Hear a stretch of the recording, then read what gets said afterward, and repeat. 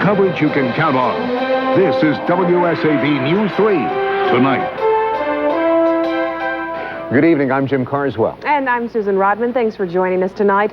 In the shadow of a sex scandal, President Clinton delivers to the nation his State of the Union address. Tonight's speech could go down in history as the most watched presidential address ever, as Americans wait to see if Mr. Clinton mentions his relationship with Monica Lewinsky. In tonight's top story, the latest developments in the case that has the White House under fire. The First Lady appears on the Today Show today to defend her husband, claiming he's the focus of a right-wing conspiracy. Now Jim Hanchett is standing by in Washington with the latest on the State of the Union address. Your soda water there. Apparently, Jim Hanchett is not quite ready to do his live report, so we'll continue on with some of those developments from earlier in the day today. Independent counsel Kenneth Starr is now refuting claims that his investigation is a right-wing conspiracy. He says any indication of that would be total nonsense. And the president's secretary today testifies before a federal grand jury looking into the Lewinsky affair.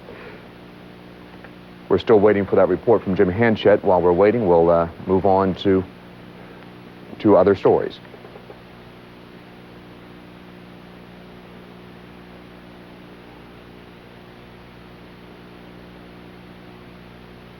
Meanwhile, televisions all over the country were tuned to the President's State of the Union message tonight. Your representatives in Washington were quick to respond with their interpretations of the President's remarks. Here's what they had to say.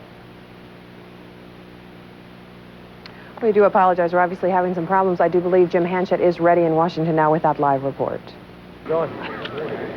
Good. What's happening? What's he saying? Fervor to and play-by-play. Again, we apologize for the problems we're having from NBC News this evening. Apparently, they're having some timing problems as far as our live report's concerned. You're watching WSAV News 3 Tonight with Jim Carswell and Susan Rodman, Chief Meteorologist Bran Huffines, and Bill Edwards Sports. Coverage you can count on.